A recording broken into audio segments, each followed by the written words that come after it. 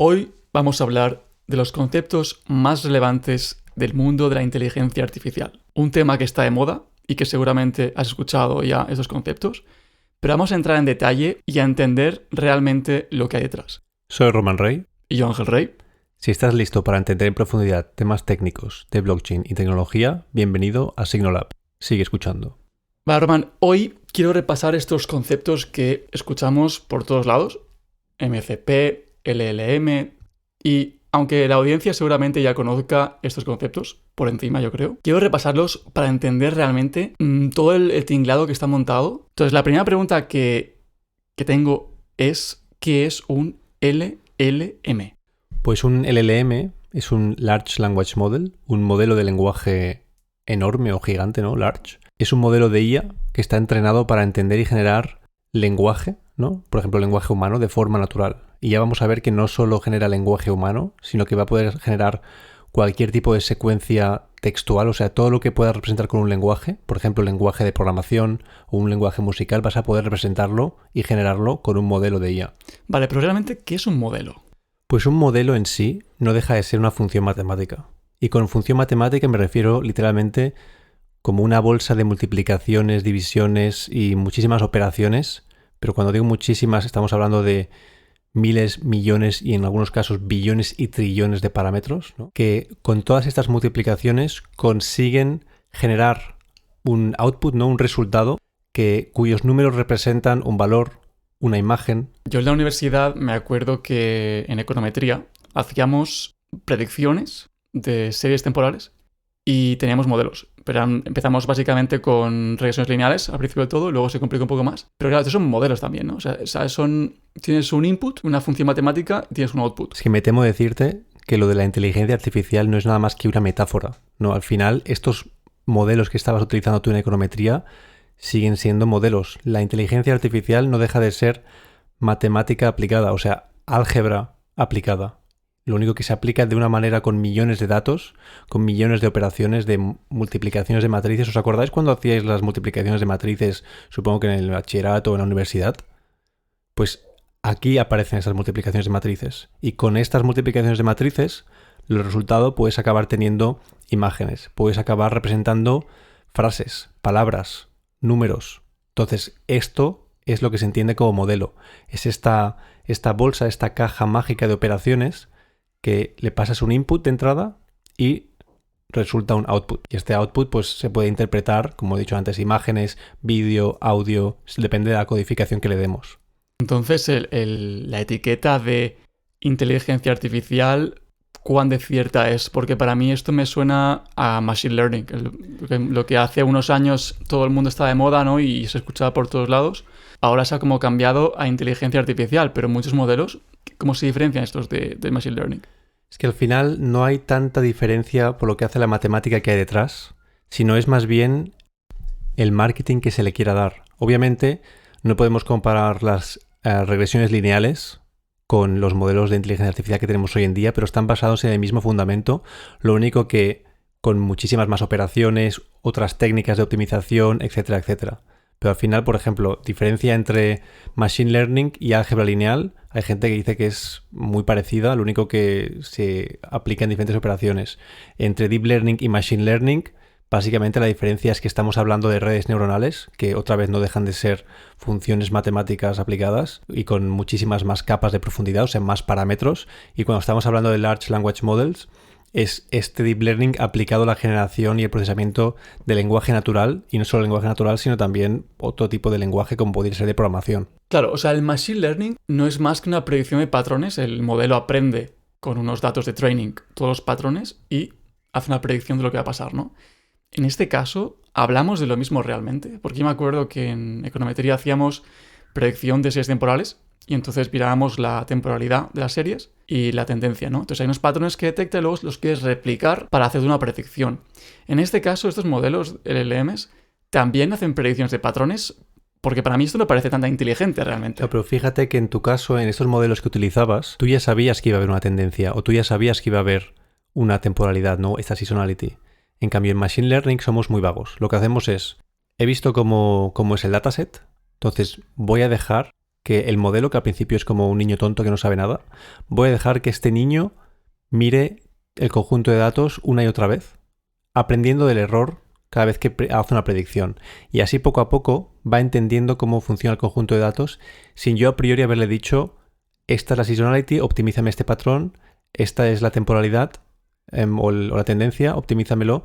Yo realmente lo que hago es expongo al modelo a estos datos para que se vaya adaptando. O sea, es lo que se conoce como entrenamiento, ¿no? Exacto, este es el entrenamiento del que hablamos. Pero entonces, volviendo a lo del patrón, ¿sería correcto decir que un LLM lo que te hace simplemente es predecir la siguiente palabra? Pues sí, realmente un LLM, el mecanismo que hay detrás o el principio no deja de ser un predictor de cuál es la siguiente palabra o frase, ¿no? Por ejemplo, en el móvil, en el teclado, a veces te aparece ya cuál va a ser la siguiente palabra.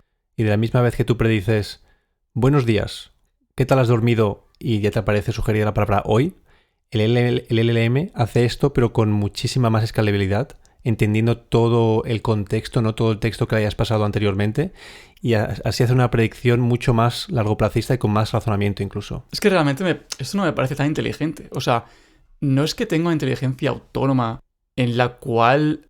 Bueno, sería... Claro, también puedes decir que los humanos somos inteligentes porque aprendemos de libros que ya están escritos. Entonces, también nosotros repetimos patrones.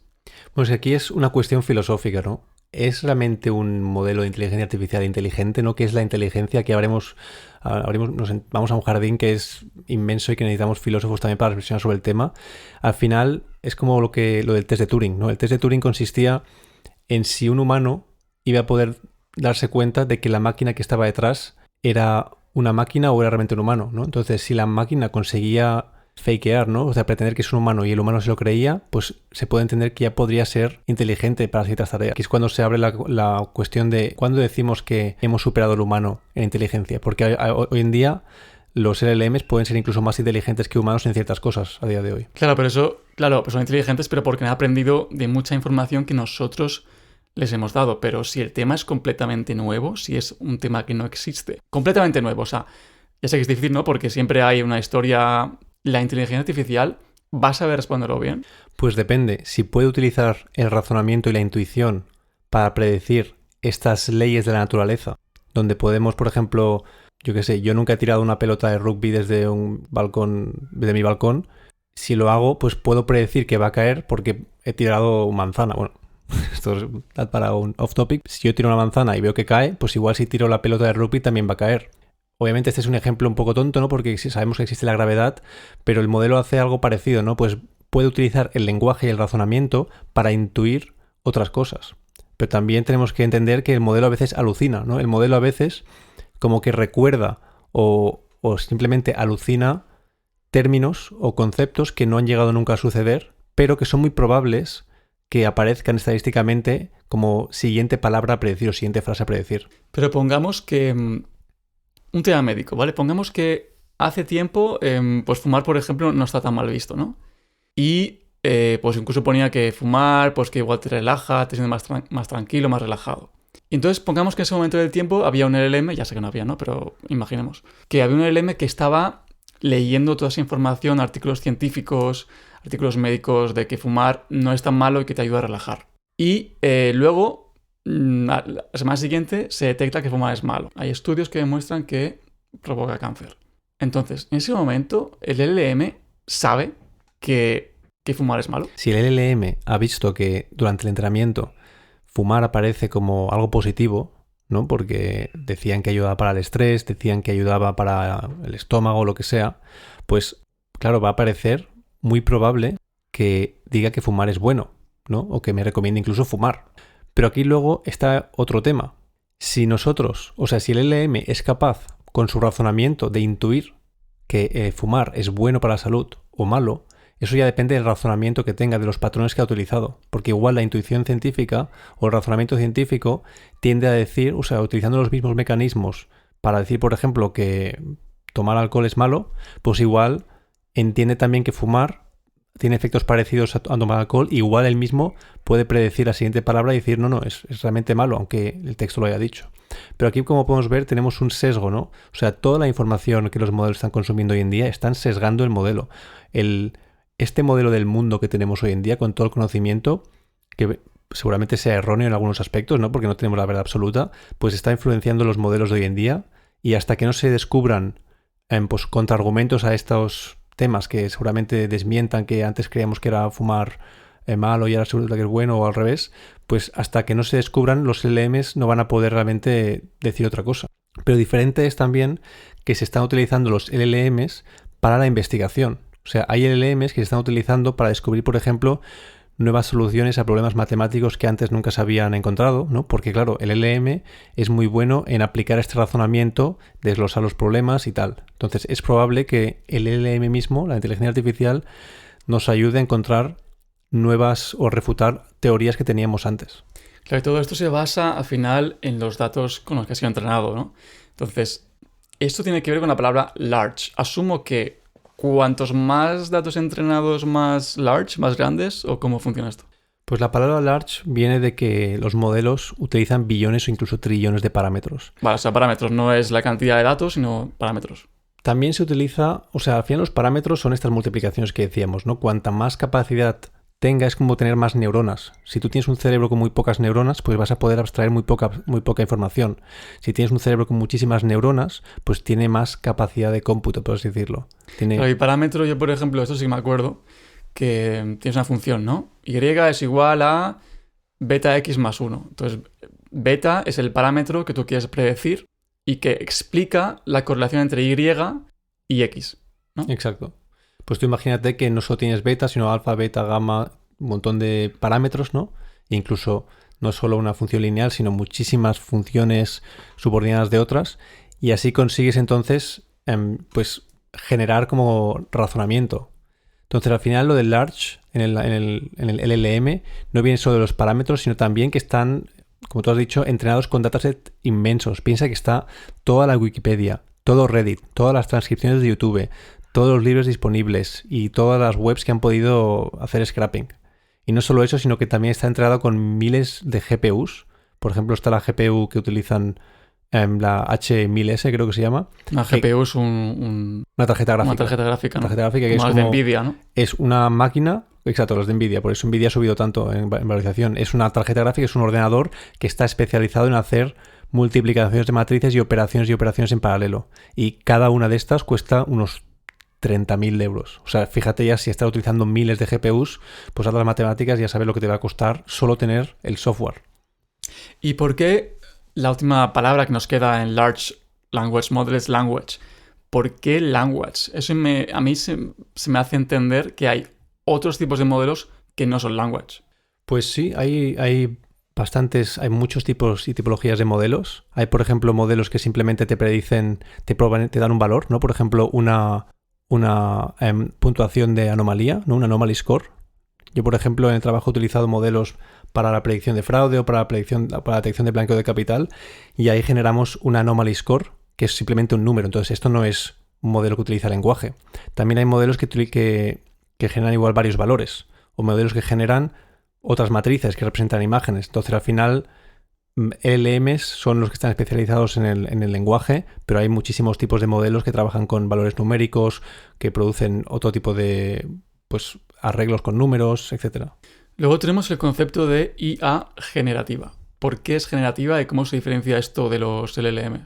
Pues esto realmente no hay tanta diferencia con los otros modelos. Es simplemente que, como yo te decía, si yo tengo un modelo que me genera un número, ¿no? Pues se suele decir que no es generativa porque suele ser más una tarea de clasificación, ¿no? Por ejemplo, te pongo la imagen de un perro y te tengo que detectar si tengo un modelo que me detecta si lo que he puesto en la imagen es un ser vivo o no. Entonces me dará 1 o 0, ¿no? Eso me recuerda a la serie Silicon Valley, no sé si la habéis visto, la recomiendo, que hay uno de los chicos que vive en la casa que crea una aplicación que detecta la comida.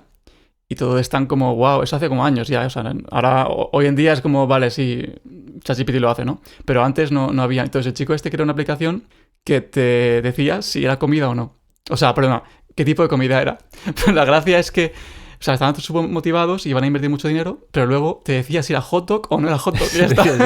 Sí, exacto. Pues, por ejemplo, eso yo no lo considero, o no se suele considerar, pues, IA generativa. Pero tú imagínate que en vez de decirte hot dog, te genera 1000 posiciones y estas 1000 posiciones, si cada una tiene un número y de alguna manera la dibujas, ¿no?, en pantalla, pues te hace un dibujo de lo que estás viendo, ¿no? O te lo escribe. Pues entonces ahí ya es como cuando empiezas a decir que es generativa. Pero generalmente se suele decir que es generativa cuando utilizas el modelo para generar una secuencia, ¿no? Una secuencia ya sea de píxeles, por ejemplo, para generar imágenes o para generar texto, cuando generas tokens de texto.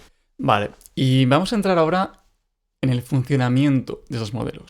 Me gustaría saber cuál es el workflow cuál es el flujo desde que yo interactúo con la IA hasta que me responde. ¿Cómo funciona paso a paso todo el proceso? Porque yo escribo en Copilot o en un ChatGPT, me responde bien, pero realmente ¿qué está pasando por detrás para que yo tenga una respuesta que sea válida? Vale, ahora estamos hablando de las LLMs, ¿no? De las inteligencias artificiales con las que yo puedo interactuar, ¿no? ¿Cómo es que generan texto? ¿No? ¿Cómo es que generan respuestas? Pues yo primero envío un mensaje. Hola, ¿qué tal estás? Cuéntame, háblame sobre el Quijote, ¿no? Entonces, este mensaje se envía, el sistema coge tu mensaje, que es puro texto, ¿no? Y lo tokeniza. Lo tokeniza. Ya empezamos con palabras raras. ¿Qué es? Tokenizar es como coger esta secuencia de palabras, ¿no? Y las cortas como en lexemas, ¿sabes? ¿Te acuerdas de que se hacía que hacíamos en lengua y literatura? Sí, pues no se utilizan realmente lexemas, sino que el tokenizador en sí también es un modelo, pero básicamente es como que cortas las frases y las palabras en trocitos muy pequeños que recogen información, ¿no? Por ejemplo, si acaba en A, pues igual tiene la información de que puede ser femenino, ¿no? Entonces, tú tokenizas. O sea, convertimos básicamente el texto en números. Exacto. Lo conviertes en en números al final. Entonces, estos tokens luego se le pasan como entrada al modelo, porque piensa que al final hemos dicho que eran operaciones matemáticas. Yo no puedo multiplicar 40 por A. Tengo que multiplicarlo por un número, ¿no? Entonces, ahora que tenemos números, lo podemos aplicar en la álgebra, ¿no? En la matemática. Y el modelo así entonces produce un resultado, hace todas las multiplicaciones que tiene que hacer, coge todo este churro de números que le has pasado, que era la frase inicial, y entonces predice los siguientes tokens. O sea, luego cogemos estos tokens, que es el resultado, y lo destokenizamos. Claro, yo me imagino, o sea, un ejemplo súper fácil que no es IA, pero una analogía similar. Si yo te digo 1, 2, 4, ¿qué número viene ahora? 8. Entonces, como un patrón, ¿no? Y en este caso, a nivel mucho más masivo y mucho más complejo, aquí el modelo está haciendo lo mismo, ¿no? Es decir, está haciendo unas operaciones brutales para predecir cuál va a ser la próxima palabra o el próximo concepto. Claro. De hecho, voy a hacer un ejemplo. Cuando yo te decía antes el ejemplo, buenos días, ¿qué tal has dormido hoy? ¿No? Pues esto es un ejemplo muy, muy trivial, no es muy fácil. Pero imagínate que yo te digo, la madre del hermano del padre de mi primo es mi... No sé, la verdad, no sé. Pues, ¿la madre del hermano? Exacto, piénsalo. La madre del hermano de padre. Dímelo. Bueno, pues al final te has fijado que tienes que dar como varias iteraciones para encontrar la respuesta. Entonces, aquí es cuando, por ejemplo, los modelos utilizan este razonamiento, ¿no? O sea, cogen la frase, han tokenizado esto, pero también ellos mismos, antes de generar respuesta, van generando paso por paso, esta cadena de pensamientos para llegar a la conclusión de que era, creo que la madre del hermano del padre de mi primo, pues el padre de mi primo es mi tío, entonces la madre del hermano de mi tío será mi abuela. Supongo mi abuela. Sí, será mi abuela. Ahí, pero al final cuando... a ChatGPT luego. No, pero sí, será mi abuela. Entonces, fíjate que yo al haber resuelto el problema por pasos, he conseguido llegar a una conclusión. Entonces, aquí es cuando tienes ya tu respuesta, ¿no? El modelo ha generado este texto, ¿no? Ha generado este output después de estas multiplicaciones que venían de los tokens, y así consigues tu respuesta, que es el mensaje que te llega al final en el chat. Vale, luego está un concepto muy querido que se usa mucho. Bueno, he estado justamente hoy en una conferencia de IA y han hablado mucho del contexto, de context management, de cómo se puede maximizar esto, ¿no? ¿Cómo definías el contexto y cómo encaja con el proceso que has comentado anteriormente? Pues el contexto, o sea, aparte de tu mensaje, es la información adicional que debería conocer el modelo para poder predecir la siguiente palabra. Y no estamos hablando de información adicional de datos que vio durante el entrenamiento, sino este contexto, ¿no? Estos datos que están relacionados con la tarea que quieres conseguir, ¿no? Entonces, esta información se añade a tu mensaje, no es como se juntan los prompts. Si tú preguntas, por ejemplo, ¿contra quién luchó el Quijote no sé cuántos? Pues si el modelo nunca hubiera visto el Quijote en su entrenamiento, pues tú tendrías que añadirle, por ejemplo, el libro del Quijote o un resumen del Quijote para que así pueda responder a estos datos que le estás aportando. Claro, o sea, realmente es como en el ser humano, ¿no? Si yo te digo, Román, cómprame una, tú no sabes de lo que estoy hablando, ¿no? Pero si hemos hablado de naranjas justamente antes y te digo, cómprame una, tú ya sabes que es naranja, porque te falta el contexto, ¿no? Te falta el contexto y en este caso añadimos el contexto extra para que el modelo entienda de lo que estás hablando. Claro. Es por eso, por ejemplo, cuando tú le preguntas, muchas veces se le dice, tienes que decirle al modelo quién es primero, ¿no? Entonces le dices, eres un analista de consultor de datos que me va a ayudar a elegir la mejor estrategia para mi empresa. Esto es el contexto, ¿no? Y este contexto lo que hace es que el modelo active, ¿no? Ha escuchado consultor, ha escuchado experto en datos, pues activa estas partes de esta nube de operaciones que tiene el modelo, activa como estas neuronas donde le va a hacer más especializado en este ámbito. Pero al final el contexto no solo es lo que le añades antes, sino también es información que tú puedes recuperar de otros sistemas, como por ejemplo lo puedes hacer mediante un RAG. O, por ejemplo, buscar datos mediante un MCP. Bueno, eso lo hablamos luego, que tengo también esas preguntas. Pero entonces, si la conversación con un bot de estos de IA vas añadiendo contexto constantemente, entonces el contexto al final, la cantidad de texto que el modelo tiene que procesar es enorme. Y claro, entonces yo me pregunto, ¿el coste? O sea, ¿cómo maneja? Porque si yo hablo una hora con ChatGPT, el contexto va a seguir creciendo. Sí, lo que pasa aquí es que tenemos una ventana de contexto limitada. O sea, hay un límite en la cantidad de tokens que el modelo puede procesar.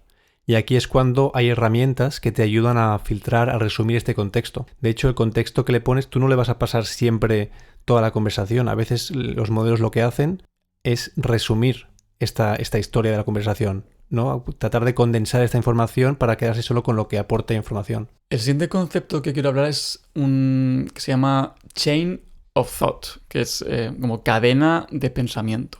Pues esto es un poco lo que decíamos antes con la padre, el primo de no sé quién, pues es este razonamiento, ¿no? Y esto es algo que los humanos hacemos muy rápido. Es un pensamiento paso a paso. En vez de predecir directamente la conclusión, ¿no? Si yo te hago una pregunta, responder directamente, el modelo lo que hace es generar texto que desglosa el problema en unas etapas lógicas, ¿no? Entonces, así reducimos errores en tareas que necesitan razonamiento. Vamos a poner un ejemplo real donde te voy a poner a prueba y tienes que responder lo más rápido que puedas, ¿vale? ¿Cuánto tardas en ir desde Barcelona a Madrid caminando? 3 días. Vale.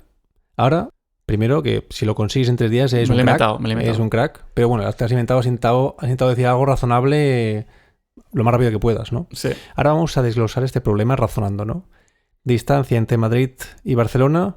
Hay unos 500 en línea recta. 600, yo creo que 600. Vamos a poner 600 entre las curvas que haces, ¿no? Porque no puedes ir directo. Luego, velocidad media caminando, pues suelen ser unas 5 kilómetros por hora. Sí. Luego, pongamos tú cuánto puedes caminar horas al día. Imagínate que solo vas a hacer eso. 6 horas al día, por ahí comer, hay que dormir, hay que beber agua, sentarse y tal. Vale, entonces, si caminas 6 horas al día a 5 kilómetros por hora, tenemos que haces 30 kilómetros al día. Sí. O sea, poco no me parece, pero bueno. Entonces, hemos dicho que teníamos 600 kilómetros a caminar y esto lo dividimos entre los 30 que hacemos al día. Nos da 20 días. Fíjate que la respuesta que habías dado al principio, que tú has intentado decir lo primero que te pasa por la cabeza que te parecía razonable, es muy diferente a la que estamos diciendo ahora después de razonarlo. Entonces, el modelo va a hacer lo mismo. Va a empezar a planificar, vale, tengo que saber la distancia entre Madrid y Barcelona. Tengo que saber cuál es la velocidad media caminando y cuántas horas camino al día. Entonces, así le dejas muy difícil al modelo para equivocarse. Es muy poco probable que se equivoque y por eso puede llegar a un resultado más preciso. Entonces, el razonamiento llena el contexto del modelo de información útil que hace que estas respuestas correctas sean más probables. Por lo tanto, falla menos. Vale, y el siguiente concepto que me gustaría hablar es el RAG, el RAG, que lo has mencionado justo antes. Esto yo sé que es la Retrieval Augmented Generation, que en español no sé cómo traducirlo, la verdad. Recuperación de información aumentada. De generación aumentada, ¿no? Bueno, generación basada en recuperación de información aumentada. Sí. ¿Y esto qué es realmente? Pues esto no tiene por qué ser inteligencia artificial, sino que es un mecanismo que utilizan ya los modelos, ¿no? Un mecanismo que es una base de datos, es código. Piensa en código que es código. Se puede conectar o no a bases de datos. Tú puedes montar un RAG sin base de datos. Lo único que te puede ser muy caro porque tienes que guardar todo en memoria. Pero al final es un sistema que lo que hace es enriquecer este contexto basado en una búsqueda de una fuente de datos, ¿no? Y suele ser una base de datos externa, como por ejemplo, pues lo típico, MySQL, Postgres y tal. Entonces, tú piensa primero en una búsqueda súper estúpida, ¿no? Simplemente el texto tal cual. Si tú preguntas, quiero saber sobre el Quijote, pues te busca todos aquellos documentos que tengas guardados en la base de datos que hablen del Quijote, que tengan Quijote, ¿no? Pero también puedes hacer una búsqueda semántica, que es, por ejemplo, cuando empezamos a utilizar vectorización cuando guardamos esos documentos, que no deja de ser una manera de un índice más inteligente. Si yo pregunto sobre el Quijote, igual también me va a recuperar cosas que hablan sobre Cervantes o cosas que hablan sobre aventuras de caballería, en vez de solo los documentos que hablan que precisamente dicen Quijote. O sea, básicamente la búsqueda estúpida es muy restrictiva porque si tú buscas... Bueno, es como realmente en Google, ¿no? Si tú buscas, por ejemplo, casa antigua y te aparecen cosas que no son casas y son antiguas, y tú le pones las doble comitas en la casa, te va a forzar que aparezca la casa. Hoy en día no sé si ya han cambiado el algoritmo, pero hacía años me acuerdo que yo trabajaba en marketing de búsqueda digital y me acuerdo que eran la palabra exacta, ¿no? Entonces era una búsqueda estúpida, digamos, ¿no? Exacto, y al final, pues aunque sea una búsqueda estúpida, tiene ventajas, es más rápido. No tienes que hacer ninguna vectorización, no tienes que usar ningún modelo que te haga estos embeddings, ¿no? Y al final la búsqueda semántica, que es la otra, es la que te aporta más esta ventaja, que es una búsqueda semántica. Una búsqueda que no mira más allá de las palabras que hacen match. Claro, igual en mi ejemplo de casa antigua, igual con la semántica, me aparece habitaje antiguo. Exacto, sí, o pueblos, también pueden casas en pueblos, porque semánticamente está más relacionado un pueblo con casas antiguas que una ciudad. ¿Y esta búsqueda semántica dónde está buscando realmente? ¿Y qué busca realmente? ¿Tokens? Pues está buscando en una base de datos, como lo he dicho antes. Y es una base de datos que está optimizada para la búsqueda semántica. Entonces, por ejemplo, imagínate que en mi base de datos tengo libros de filosofía. Y el prompt que tengo, la pregunta que le he hecho al modelo, habla de la metáfora de la cueva, no de Platón, refiriéndome al mito de la caverna de Platón. Entonces, yo el libro que tengo de Platón no menciona ni metáfora ni cueva, pero sí que menciona mito y caverna. Entonces, en un espacio vectorial, ¿no? Piensa como esto es un poco ya, imagínate un espacio, una habitación, ¿no? Pues el libro de Platón y mi prompt, que es el de la metáfora de la cueva, van a estar muy cerca del uno al otro. Porque metáfora es una palabra que está relacionada con los mitos y cueva y caverna, pese a no ser la misma palabra, están muy relacionadas. Entonces, estos dos conceptos, mi pregunta, ¿no? Mi prompt y el libro, van a quedar muy cerca el uno del otro.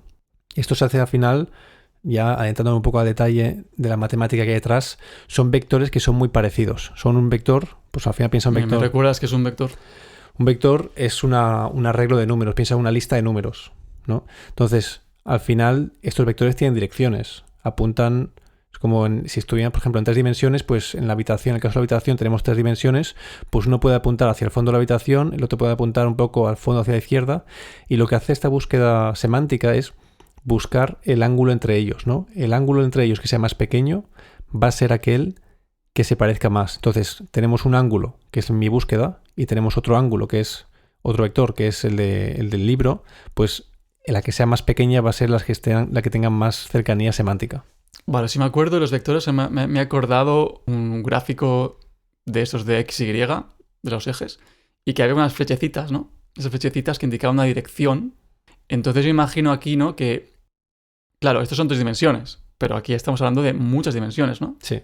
Entonces buscamos cuáles de esas flechecitas van a ser más similares o más cercanas a otras flechecitas, ¿no? Sí. Y entonces ahí es cuando la búsqueda encaja, ¡pum! Y entonces me encuentra el resultado. O sea, concretamente buscamos entre tu búsqueda, que es el prompt, y los otros documentos, cuál tiene el ángulo más pequeño entre sí.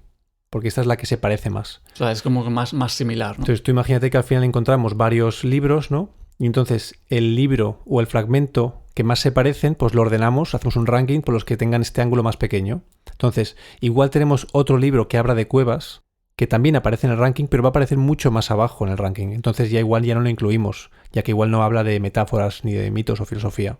Vale, y eso se conoce como búsqueda semántica, ¿no? Es el concepto más importante. ¿Y esto se usa también, por ejemplo, en ChatGPT? Sí, bueno, ChatGPT utiliza varias estrategias y al final pues no deja de ser información, o sea, no son open source, no puedes ver lo que hacen exactamente, pero sí que seguramente tengan todas las conversaciones. Al final utilizan búsquedas también, creo que utilizaban el motor de búsqueda de Bing, y Bing de por sí ya utiliza búsqueda semántica. Google también utiliza búsqueda semántica, ¿no? Si tú, por ejemplo, si estamos hablando de exploración de cuevas, ¿no? Pues igual te aparecen entradas en Bing o en Google que hablan de documentos que hablan de espeleología, aunque cuevas y espeleología las palabras no tienen nada que ver. Es como si, por ejemplo, si yo busco nuevo smartphone de Apple, ¿no? ¿Por qué sabes que no estoy hablando de manzanas y estoy hablando de la empresa? Porque está smartphone. Claro, porque he mencionado smartphone, entonces eso hace que la información semántica cambie. No estamos refiriendo a manzanas, sino a smartphones, a la empresa. Vale, otro tema que me interesa es, el otro día estaba yo con ChatGPT y le dije, hazme una función que haga X, Y, Z, lo que sea, vale, igual lo que sea. Hazme una función X. Y ChatGPT me lo programa en Python y me dice, para las pipelines, porque trabajo en esos temas, las pipelines en Python haz esto. Y, ¿cómo sabe ChatGPT que yo trabajo con pipelines y que yo uso Python y no uso JavaScript o no uso Rust o cualquier otra cosa? Entonces, eso significa que ChatGPT tiene una memoria, o sea, se está acordando de quién soy yo, quién es el usuario que está escribiendo. Me gustaría saber cómo funciona la memoria. Pues al final es un poco lo que decíamos antes, ¿no? Toda esta historial de conversaciones que tienes, pues tienen como un proceso que va como haciendo resúmenes o como guardando estas conversaciones en la base de datos. Y entonces así pueden recuperar esas informaciones, ¿no? Cuando tú preguntas sobre un tema de código, que sabe el modelo va a intuir que tú estás hablando de las pipelines porque ya está presente esto en la memoria. Pero cabe destacar que esto de la memoria, o sea, en realidad los modelos de IA viven congelados en el tiempo. Solo conocen esos datos con los que fueron entrenados. Y la memoria a corto plazo en las IAs no existe. Es simplemente una ilusión. O sea, cuando la IA va a seguir con tu conversación, todos los mensajes previos que has tenido se incluyen en este contexto, enriqueciendo así la información, la conversación. Es como que sabe que le estabas hablando de la pipeline. ¿Por qué? Porque ha buscado tu historial, ha cogido este fragmento del chat que tenías antes y lo ha introducido en el contexto. Claro, pero entonces al final la memoria puede ser masiva, ¿no? Claro, pero aquí al final tenemos técnicas donde hacemos como resúmenes de la historia, ¿no? O sea, tú, por ejemplo, de hecho, cuanto más has interactuado con un chat, más lento va a ir, porque tiene que procesar más información. Sí, eso es verdad, eso lo he notado 100%, ¿eh? Porque tengo algunos chats que son como para mi trabajo de decisiones de ingeniería, que llevo como decidiendo 3 semanas y llevo hablando con el chat durante días o semanas. Y sí que es cierto que cuando llevo ya horas hablando, pues me tarda muchísimo en responder. Claro, cuando tú has llenado toda esa ventana de contexto, lo que va a hacer el modelo es resumir primero todo el historial que tiene para poder compactar un poco esta información. Y has comentado que el modelo vive congelado. ¿Qué significa esto realmente? Bueno, que la memoria del modelo está como congelada en el tiempo, ¿no? Pues cuando hemos entrenado un modelo, pues el entrenamiento sucede pues durante meses, pero le hemos proporcionado un corpus de texto, ¿no? Un dataset. Entonces, este dataset es el que habíamos obtenido hasta la fecha. Entonces, el modelo no se reentrena. Bueno, se puede reentrenar, pero no se suele reentrenar tantas veces. Tú primero lo entrenas para que entienda cómo funciona el lenguaje humano. Pero entonces, si está congelado, ¿cómo sabe el modelo de las noticias más recientes de ayer, por ejemplo? O sea, el modelo tiene conocimiento limitado. Lo que pasa es que tenemos unas estrategias para enriquecer esta memoria, añadiendo nuevo conocimiento en este contexto del modelo, ¿no? Puedes hacer, por ejemplo, una búsqueda online. No, hemos dicho antes que algunos modelos, ChatGPT busca en Bing. Gemini, del de Google, pues buscará en Google. Entonces, hace la búsqueda en Google, recoge estos documentos, estas páginas web que contienen la información que estabas hablando, igual noticias, y así la incorporarán en el contexto. También puedes pasarle un PDF con la info, o el modelo puede buscar en tus ficheros estos PDFs que son relevantes para lo que has preguntado. O, por ejemplo, puedes utilizar lo que estábamos diciendo antes, un RAG, ¿no? Para que busque en la base de datos sobre lo que estás preguntando, recupere esta información, la pone en el contexto, el modelo la entiende y entonces puede basar su respuesta en la información que le has proporcionado. Claro, porque si tengo una empresa, yo tengo información única de la empresa, tengo datasets que no existe en ningún lado, pues yo con un RAG podría permitir que la IA se conecte con esos datos, ¿no? Que se vectorice todo y que podamos usar los datos como base de conocimiento. Exacto.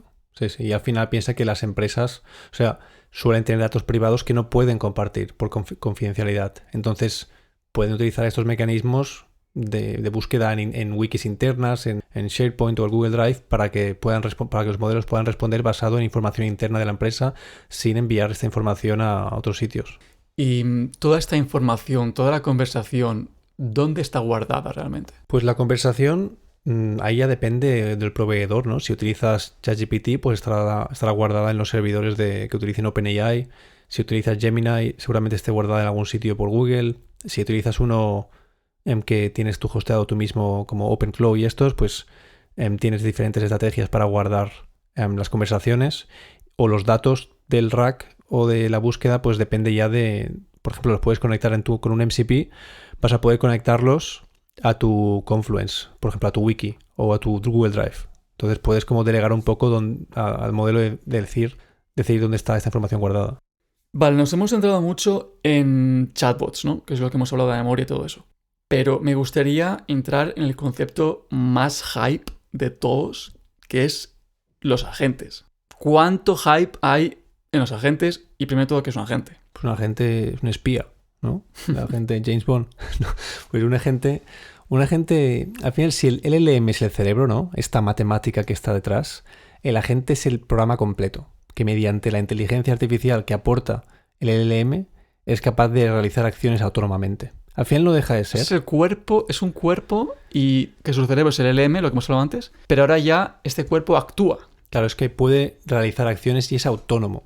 Entonces, eso al final es autónomo. Es como si, a niveles para los programadores, no deja de ser si coges el LLM, que es el modelo puro, y lo metes en un bucle, que no pare de preguntarse a sí mismo, y que le dices que planifique, le dices que busque en la base de datos, le dices que haga acciones y ya está. Vale, toca ejemplo para entenderlo mejor. Vale, vamos a decir que tenemos el objetivo, o sea, yo le digo al modelo, encuentra cuál es el siguiente concierto al que puedo atender de cuál es tu grupo de música favorito. Justin Bieber. Vale, pues venga, Justin Bieber. No, ¿por qué no? Entonces, eso es lo que le hemos dicho al modelo. Y el modelo va a decir, vale, vamos a razonar cómo ayudar a mi jefe, ¿no? Primero voy a buscar las fechas siguientes de los conciertos de Justin Bieber. Luego voy a mirar en mi calendario y voy a buscar si en esas fechas mi calendario está libre. Si no está, voy a proponer al usuario localidades alternativas a la suya. Y luego voy a responder al usuario con los conciertos candidatos a que él pueda elegir. Entonces, ¿qué va a hacer el agente? Va a utilizar herramientas, ¿no? Va a utilizar, por ejemplo, herramientas vía el MCP, que luego vamos a hablar de ello. El famoso MCP. Por ejemplo, el agente va a utilizar el MCP de Google, ¿no? Para buscar el artista y recuperar las fechas de las actuaciones. Luego va a utilizar el MCP del calendario para ver qué días libres hay en mi calendario. O sea, me está diciendo que el MCP lo que te permite es conectarte con herramientas existentes, ¿no? Exacto, sí. Que Son las manos. Necesitan autentificación. Porque, claro, si quieres entrar en mi calendario privado, le tengo que dar acceso al MCP. Son las manos del modelo al final, ¿no? Luego va a utilizar la memoria, ¿no? Va a buscar en el chat si he tenido alguna conversación con el usuario para aprender si tengo algo que hacer diferente, ¿no? Por ejemplo, no me gustó la última vez que fue el concierto en esta localización porque llueve siempre, ¿no? Entonces va a utilizar la memoria, ahora tiene un plan y lo va a ejecutar con la información que ha recuperado con el MCP y va a encontrar que es tal día, a tal hora, aquí lo tienes las opciones. Entonces tú así has recibido tu respuesta basado en datos externos, ha utilizado razonamiento para encontrar la mejor opción y encima se ha conectado con tu calendario basado en las decisiones también que has dicho anteriormente. Vale, pero el MCP realmente, ¿qué es? ¿Es código? ¿Es un framework? ¿Qué es? El MCP no deja de ser un protocolo, un estándar para que un agente... Vale, pero eso es que me parece siempre muy abstracto, ¿no? Tú lo buscas en... Siempre dicen, es un framework, un estándar... Es un acuerdo. Un acuerdo, o sea, es que es código, es texto. Sí, es texto, no deja de ser texto... Bueno, es código y texto. O sea, tú tienes una empresa, ¿no? Por ejemplo, el Google Calendar, pues ellos tienen el producto de Google Calendar y dicen, pues quiero un MCP para Google Calendar. Entonces, al final, este protocolo es una manera es un estándar, y un estándar significa que si tú sigues el protocolo del MCP, vas a poder permitir que que todos los agentes se conecten contigo, ¿no? Entonces, por ejemplo, vamos a poner quiero acceder a Google Calendar. Pues Sí. tú, Google, dices, quiero que la gente me utilice el calendario con agentes, pues voy a exponer un MCP, ¿no? Voy a dedicar desarrollo, ¿no? Código, por ejemplo, desarrollos de Python exponiendo el MCP para que puedan los agentes conectarse conmigo. Entonces, al final es como una API, ¿no? Pero que está preparada para que la gente entienda cómo se interactúa. Claro, porque realmente, o sea, lo que tú estás comentando, yo podría coger un script en Python o lo que sea, conectarme a la API de Google Calendar y interactuar yo mismo. Sí, de hecho, antes de que existiera el MCP, con unos experimentos que estaba haciendo yo, pues hacíamos esto, ¿no? Cogíamos la API y basado en unas respuestas que hacía el agente, intentábamos leer estas respuestas y ejecutar acciones. Al final esto es un poco parecido a lo que hace el MCP. Entonces, a mí la manera que me gusta explicar el MCP es una API unificada con documentación. Recordemos que una API es una manera que se conectan las máquinas o que se conectan los programas informáticos. Punto de entrada, sí. Punto de entrada. Entonces, o sea, es que repito porque igual hay gente que no conoce el concepto, ¿no? Pero una API lo que te permite es que puedas conectar dos sistemas informáticos independientes. Por ejemplo, si yo quiero publicar en Twitter cada día automáticamente, yo puedo crear un script que se conecta con la API de Twitter, en la cual yo me conecto con ella y le envío esta información para programar los tweets y que puedan ejecutarse y publicarse cada día. Entonces me gustaría también hablar de qué es lo que hace al MCP y el MCP, ¿no? ¿Qué tienes que hacer para preparar un MCP? Pues hay varias funciones que el protocolo MCP te pide. Una es la inicialización, donde dices a la gente, sé que estoy hablando con un servidor compatible y qué reglas debo seguir. Luego tienes la función de recursos, lista, ¿no? Lístame los recursos que tienes en tu MCP, ¿no?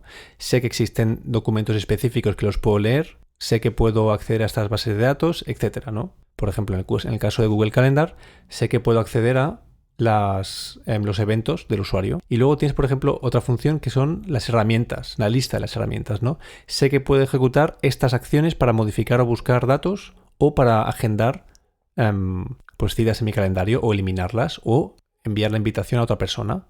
Y luego también tienes una función que se llama prompts, ¿no?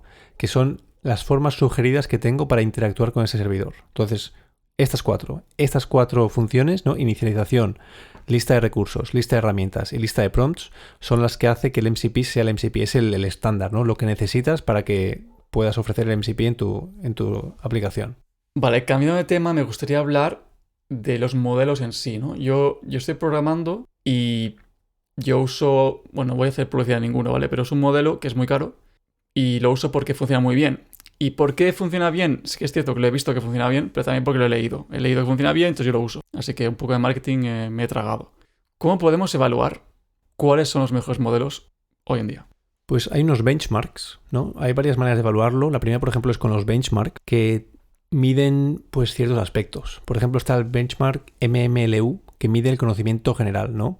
Por ejemplo, creo que se basa en 57 materias, ¿no? Las STEM, que son... ¿Cuál era STEM? Matemáticas... Science, Technology, Engineering and Mathematics. Pues humanidades también. Es como el examen de cultura general, ¿no? Entonces hay preguntas en estos benchmarks que preguntan a la gente y al modelo y basado en lo que el modelo responde va a ser capaz de tener buena nota o no. Luego tenemos, por ejemplo, uno que he llamado Human Eval, que es de programación, ¿no? Que es la capacidad, mide la capacidad del modelo para escribir código funcional en Python.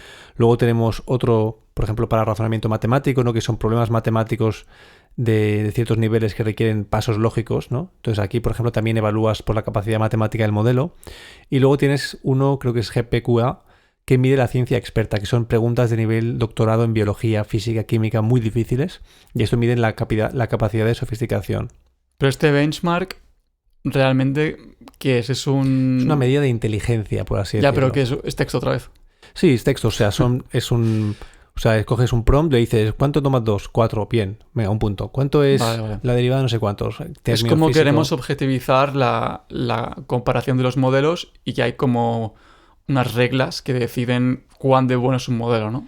Exacto, o sea, si responde bien, pues gana un punto, si no, pues mal.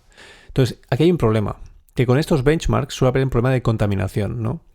Como incluimos tantos datos en el entrenamiento, quizás estos problemas hayan aparecido durante el entrenamiento. Entonces, a muchas veces, claro, los modelos, como consumen tantos datos durante el entrenamiento, muchas veces no sabemos ni qué datos están consumiendo.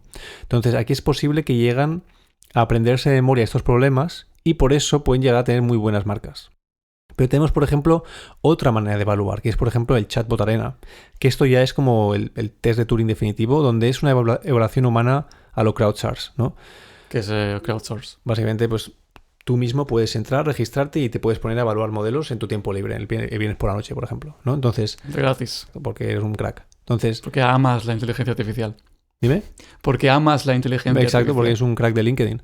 Entonces, tú imagínate que se te proponen varios modelos, ¿no? Que tú a ciegas, o sea, a varios modelos se les presenta la misma pregunta. Y aquí tú, el humano, vas a decir cuál respuesta fue mejor sin tú saber qué modelo hay detrás, para que no tengas un sesgo. Porque si no, claro, las empresas pagarían a gente que vaya ahí a elegir su modelo. Entonces, esa es una manera más social de poder decidir si el modelo es mejor o no.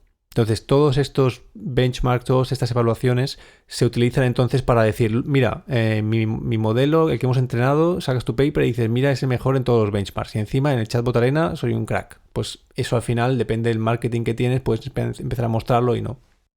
Bueno, ya vamos acabando porque llevamos una hora hablando casi.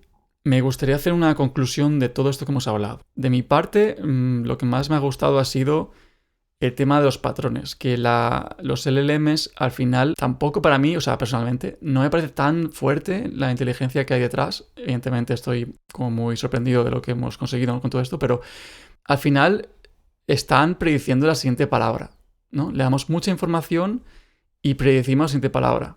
O sea, no es que realmente sea una inteligencia mágica que sabe responder todo, sino que sabe responder porque se basa en predecir el siguiente patrón y evidentemente lo que tú comentabas es muy interesante, el razonamiento, o sea, incluso si el tema es nuevo, puede razonar. O sea, eso sí que es una cosa que muy interesante, ¿no? Que también rompe un poco lo que digo yo, que no son tan inteligentes. Realmente en este razonamiento sí que me rompe mi teoría de que la inteligencia artificial no es tan inteligente.